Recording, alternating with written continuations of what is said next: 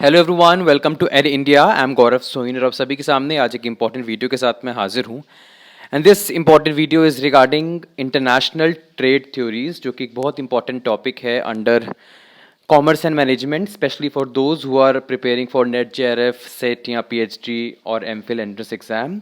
और इसके अंदर हम पढ़ने वाले हैं modern firm based trade theories. इससे पहले मैंने classical country based trade theories पे वीडियो बनाई हुई है, आप प्लीज़ उसको एक बार देखिए, लिंक डिस्क्रिप्शन बॉक्स में दी हुई है। In the playlist business environment and international business में आपको जितनी भी मैं यूनिट 1 कवर कर रहा हूँ, जितनी मैं business environment and international business के ऊपर वीडियोस बना रहा हूँ, सारी की सारी आपको उस प्लेलिस्ट के अंदर मिल जाएंगी। और साथ ही साथ कुछ एक्सपेक्टेड मल्टीपल चॉइस क्वेश्चंस भी करने वाले हैं, जिससे हमको एंड में पता चलेगा कि ये वीडियो हमारे लिए कितनी फ्रूटफुल रही। Before getting into it, I would like you all to subscribe my YouTube channel, Ed India, in which you will find videos related to commerce and management. And you can also join our Telegram channel, that is Ed India for NetJRF. और इसमें आपको हमारे YouTube videos की link, जैसे ही हम video का premiere करते हैं, और क्विजेज़ की लिंक, क्विजेज़ जी हाँ हम बना रहे हैं अभी कुछ ही देर में। मार्केटिंग मैनेजमेंट के ऊपर एक क्विज आने वाला है for paper 2 commerce and management, उसको दीजिएगा और फिर देखिएगा कि आपका परफॉर्मेंस कैसा है। और पेपर 1 पे भी डेली क्विजेज आते रहते हैं। और रिसर्च एप्टीट्यूड, स्टैटिस्टिक्स, इसके ऊपर भी मैंने क्विजेज बनाए हैं। जो पीएचडी या एमफिल एंट्रेंस एग्जाम की तैयारी कर रहे हैं वो भी उसको देख सकते हैं।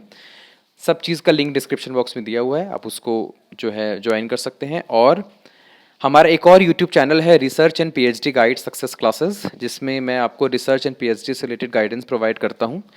और रिसर्च पेपर कैसे बनाना है, रिसर्च प्रपोजल कैसे बनाना है, और बहुत सारी इंपॉर्टेंट चीज़ें, PhD admission notifications, any research workshop if it is going to held, तो उसकी सारी की सारी इन्फॉर्मेशन मैं आपको जो है research and PhD guide success classes वाले यूट्यूब चैनल पे प्रोवाइड करता हूँ। तो आप उसको भी सब्सक्राइब कर सकते हैं, लिंक डिस्क्रिप्शन बॉक्स में दिया हुआ है। चलिए आ जाते हैं modern firm based trade theories के अंदर कौन कौन सी थियरीज आती है, पहले तो ये पता होना चाहिए, बिकॉज इसके ऊपर भी क्वेश्चंस आ जाते हैं। Country similarity theory, product life cycle theory, global strategic rivalry theory and porters national competitive advantage theory, ये 4 थ्योरीज आती है modern firm based trade theories में। इससे पहले क्लासिकल थ्योरीज मैंने करवाई हुई है, आप उसको देख सकते हैं। चलिए आ जाते हैं। सबसे पहले तो मैं आपको ये बताना चाहता हूँ कि इंटरनेशनल ट्रेड थ्योरीज हम पढ़ क्यों रहे हैं। इससे हम ये जान पाएंगे कि किस तरीके से एक कंपनी इंटरनेशनल ट्रेड कर सकती है, वो भी प्रॉफिटेबली, मुनाफे के साथ। इसलिए हम ये थियरीज पढ़ रहे हैं। First, that is country similarity theory. इसमें ये जो थियरी थी ये दी थी स्टीफन लिंडर ने, जो कि एक स्वीडिश इकोनॉमिस्ट थे। और इसमें ये बोला गया है कि कुछ कंट्रीज ऐसी होती हैं जो काफ़ी सिमिलर होती है, जिनकी प्रेफरेंसेस काफ़ी सिमिलर होते हैं। Is it clear? जैसे कि हम सपोज़ यहाँ पे जो है गरम मसाला खाते हैं इंडिया में, तो सपोज़ हमारी जो नेबरिंग कंट्रीज़ है, मे बी श्रीलंका या और कोई दूसरी कंट्री है, वो भी गरम मसाला खाती है और हमारी कंट्री में गरम मसाला का प्रोडक्शन होता है। तो हम क्या कर रहे हैं, हम दोनों में ये चीज़ क्या है, कॉमन है, सिमिलर प्रेफरेंसेस है हमारी। तो हम क्या करेंगे, हम जो प्रोडक्शन है वो दूसरी कंट्री में भी एक्सपोर्ट करेंगे, उससे भी हमको प्रॉफिट होगा। तो ये है कंट्री सिमिलैरिटी, नाम से समझ में आ रहा है, हम लोग सिमिलर है ना, वहाँ पे भी उसका कंजम्पशन होता है गर्म मसाला का, फॉर एग्जांपल, और इंडिया में भी होता है। और हम क्या करेंगे, हम सेम प्रोडक्ट को उस कंट्री में एक्सपोर्ट करेंगे, जिससे हमें प्रॉफिट हो और हमारा इंटरनेशनल ट्रेड बढ़े, एक्सपोर्ट्स हमारे इंक्रीज हो। ये है सिंपल सी country similarity theory, given by, ये याद रखना है, Staffan Linder. Product life cycle theory, product life cycle theory किसने दी थी, ये दी थी रेमंड वर्नॉन ने। और ये क्या बोलते हैं, ये बोलते हैं कि हमारा जो प्रोडक्ट है ये 3 स्टेजेस से गुजरता है, new product, maturity product and standardized product. ठीक है, अब ये जो ब्लू ब्लू कलर से मैंने लिखा हुआ है ये बहुत इंपॉर्टेंट है। किसी एक कंट्री के लिए अगर कोई न्यू प्रोडक्ट है तो क्या होगा, हम सब जानते हैं कि प्रोडक्ट लाइफ साइकिल में होता है कि जैसे मैं कोई न्यू प्रोडक्ट लेके आया इंडिया में, ठीक है, जब हम देख रहे हैं कि इसकी काफ़ी डिमांड है, तो जो आसपास की जो कंट्रीज़ है वो क्या करेंगी, दे स्टार्टेड कॉपिंग, वो इमिटेट करना चालू कर देंगी। ठीक है, या हमारी कंट्री की जो कंपनीज है वो इमिटेट करना चालू कर देंगी, या आसपास की कंट्रीज़ जो है वो इमिटेट करना चालू कर देंगी। फिर क्या होगा, फिर दूसरी कंट्री वाली वो जो प्रोडक्ट है, सेम प्रोडक्ट जो हम बना रहे हैं, वो लो कॉस्ट में क्या करेगी, बेचेगी। तो हम एक्सपोर्ट बढ़ाएंगे वहाँ से, और हमारी कंट्री का जो वो प्रोडक्ट है वो फिर न्यू प्रोडक्ट नहीं रहेगा, वो कहाँ चला जाएगा, वो मैच्योरिटी स्टेज में चला जाएगा। तो किसी एक कंट्री का न्यू प्रोडक्ट दूसरी कंट्री के लिए क्या हो सकता है, मैच्योर प्रोडक्ट हो सकता है। इज इट, जैसे हमारी कंट्री में वो मैच्योर हो गया, हमको जितना मार्केट शेयर कैप्चर करना था हमने कैप्चर कर लिया, अब नए नए फीचर्स आ रहे हैं, नई नई टेक्नोलॉजी के साथ नई नई चीज़ें आ रही हैं, तो अब हमें लग रहा है कि हमारा प्रोडक्ट मैच्योर हो चुका है। अब वो मैच्योरिटी के बाद डिक्लाइनिंग स्टेज में जा रहा है, स्टैंडर्डाइज्ड बन चुका है वो, है ना, एक स्टैंडर्डाइज प्रोडक्ट बन चुका है। तो कुल मिलाकर के प्रोडक्ट लाइफ साइकिल थ्योरी मतलब ये होता है किसी एक कंट्री के लिए न्यू प्रोडक्ट दूसरी कंट्री के लिए मैच्योर प्रोडक्ट हो सकता है, और किसी एक कंट्री के लिए मैच्योर प्रोडक्ट दूसरी कंट्री के लिए स्टैंडर्डाइज प्रोडक्ट हो सकता है। Is it clear? Depends upon कि किसने पहले उस प्रोडक्ट की शुरुआत की। ये है product life cycle theory, easy स्पष्ट शब्दों में बता रहा हूँ। New product, maturing product and standardized product, ये बताया गया है प्रोडक्ट लाइफ साइकिल थ्योरी में, और ये दी थी रेमंड वर्नॉन ने। Global strategic rivalry theory, third modern firm based trade theory है ग्लोबल स्ट्रैटेजिक राइवलरी थ्योरी। ये बोलती है कि कंपनी को जो है कॉम्पिटिटिव एडवांटेज हासिल करना है जब वो पूरी ग्लोबल फर्म से compete करती है। तो कॉम्पिटिटिव एडवांटेज मतलब आपको कुछ ऐसा एडवांटेज आपके पास होना चाहिए जिससे आप अपने कॉम्पिटिटर्स को हरा सको। Is it clear? और आपकी फर्म्स कैसी हैं? ग्लोबल फर्म्स हैं, है ना, ऑल ओवर ग्लोबली हम उन फर्म्स की बात कर रहे हैं, उन सब फर्म में से आपको कॉम्पिटिटिव एडवांटेज हासिल करना है, तभी जो है आपका प्रोडक्ट बिकेगा, तभी जो है आप ज़्यादा से ज़्यादा प्रोडक्ट जो है एक्सपोर्ट कर पाओगे, तभी आपको प्रॉफिट जनरेट होगा। ये कौन बोल रहा है? ये बोल रहा है global strategic rivalry theory. Strategies आपको अपनानी है जिससे आप राइवल्स को जो है नीचे कर सको, राइवल से ज़्यादा जो है आप मार्केट शेयर कैप्चर कर सको, राइवल से ज़्यादा प्रॉफिट जो है अर्न कर सको। और इसके लिए आपको क्या करना है? आपको अपनी प्रोडक्ट में या अपनी कंट्री में एक कॉम्पिटिटिव एडवांटेज जो है वो जनरेट करना है। वो कैसे कॉम्पिटिटिव एडवांटेज हम जनरेट करेंगे? इस तरीके से हम जनरेट करेंगे कि दूसरी कंट्रीज हमारी कंट्री में एंटर ही ना कर पाए। बैरियर्स टू एंट्री यहाँ लिखा हुआ है। इस तरीके से आपको सस्टेनेबल कॉम्पिटिटिव एडवांटेज आपको ये करना है कि इतने सस्ते में सामान बेचो, इतने सस्ते में सामान बेचो। मैं एग्जांपल दे रहा हूँ आपको कि कोई दूसरी कंट्री या कोई दूसरा जो कंपनी है जो दूसरी कंट्री में है, वो उससे सस्ता तो प्रोडक्ट बनाने का सोच भी ना सके। Is it clear? तो कैसे बैरियर्स आप कर सकते हो? रिसर्च एंड डेवलपमेंट, रिसर्च करो, डेवलपमेंट करो, डेवलप करो उस प्रोडक्ट को। Economies of scale, economies of scale मतलब ज़्यादा से ज़्यादा प्रोडक्शन करो जिससे पर यूनिट कॉस्ट लो हो जाए, कम हो जाए। इंटेलेक्चुअल प्रॉपर्टी राइट्स ओनरशिप, है ना, उसको आप कॉपीराइट करा लो, पेटेंट करा लो, और ये सब चीज़ें करा लो जिससे दूसरा जो कंट्री है वो उसको यूज़ ना कर सके। Is it clear?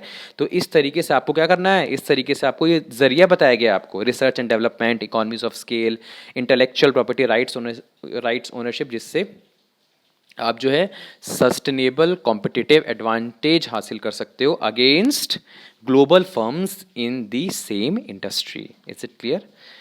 तो ये है global strategic rivalry theory. Last is बहुत इजी तरीके से समझा रहा हूँ, porters national competitive advantage theory. ये लास्ट थ्योरी है आपकी modern firm based trade theories में। और ये क्या बोलता है? ये थ्योरी बोलती है कि कॉम्पिटिटिवनेस जो है अपने बिजनेस सेगमेंट का बढ़ाओ, और ये बेसिकली डिपेंड करता है, कॉम्पिटिटिव मतलब आपका प्रोडक्ट किस तरीके से कॉम्पिटिटिव कराएगा जब आप उस प्रोडक्ट में या उस सेगमेंट में इनोवेशन लेके आते हो। जब आप इनोवेशन करते हो, आप कुछ नई चीज लेके आते हो, when you make things innovative, तो आप क्या कर सकते हो? आप नेशन वाइज आप क्या कर सकते हो? आप कॉम्पिटिटिव एडवांटेज हासिल कर सकते हो। कौन बोल रहा है? ये बोल रहा है पोर्टर। Is it clear? तो पोर्टर्स नेशनल कॉम्पिटिटिव एडवांटेज बोल रहा है कि आप किसी कंट्री में कॉम्पिटिटिवनेस इस तरीके से हासिल कर सकते हो जब आप उस पर्टिकुलर प्रोडक्ट में, उस पर्टिकुलर आइटम में इनोवेशन जनरेट कर दो। जब आप उस आइटम को इनोवेटिव कर दो तो जो है आप कॉम्पिटिटिव एडवांटेज हासिल कर सकते हो। Is it clear? जैसे कि ब्लू कलर से लिखा हुआ है, the theory says that the competitiveness of a country's business segment depends on the ability of that segment to come up with innovative item process. Innovative process हो, innovative items हो, तभी आप competitive advantage हासिल कर सकते हो comparative to other countries. Is it clear?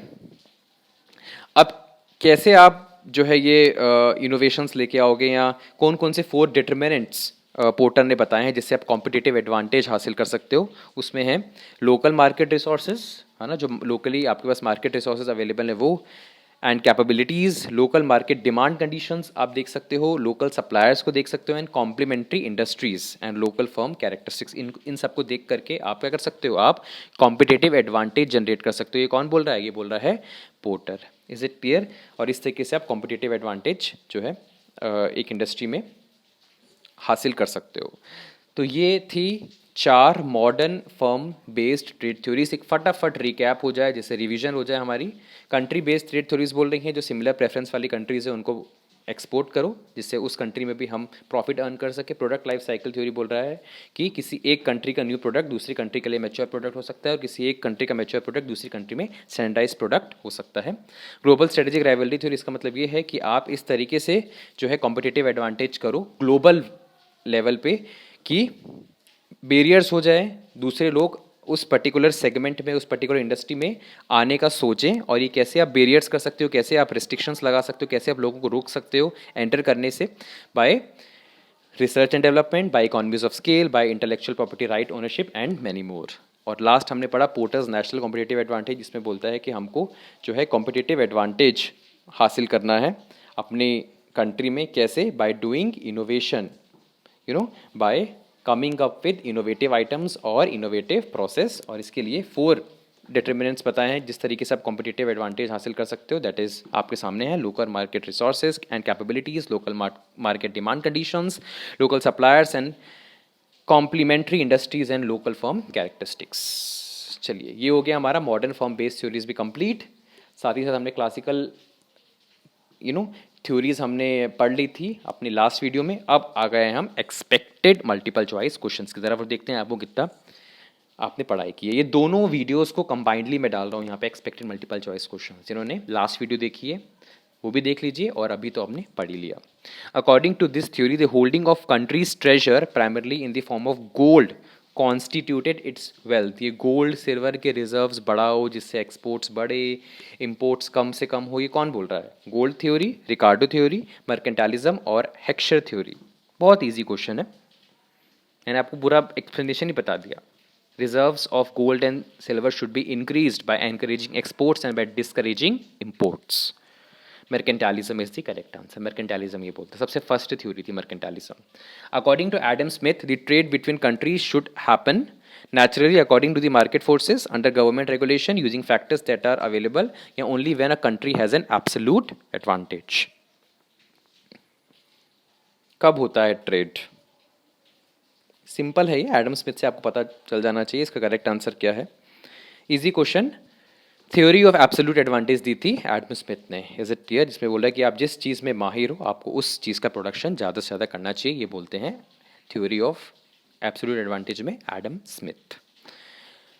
Next, the Heckscher-Olin model is principally focused on what aspect of economics? किस चीज़ की बात करते हैं? हेक्सर-ओलिन मॉडल हमने किसके अंदर पढ़ा है? इंटरनेशनल ट्रेड में, सप्लाई एंड डिमांड में, नॉर्मेटिव इकोनॉमिक्स में, या प्रोडक्शन पॉसिबिलिटी फ्रंटियर में?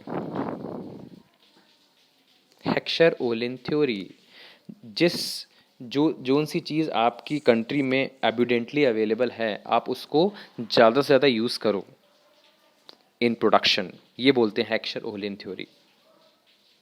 कहाँ यूज़ हो रहा है ये? इंटरनेशनल ट्रेड में पढ़ा है हमने, थ्योरीज ऑफ इंटरनेशनल ट्रेड पढ़ रहे हैं तो हेक्सर-ओलिन इसके अंदर ही आता है। और इसको कन्फ्रंट किसने किया था? Leontief paradox. Last question, how is comparative advantage defined? कैसे आप कंपेरेटिव एडवांटेज डिफाइन करते हैं? You produce the things you are specially good at and buy from others the goods you are less efficient in producing. To produce and consume all goods without trade. How the world actually works, या globalisation, growing economic linkages among countries. Comparative advantage को आप कैसे define करते हो?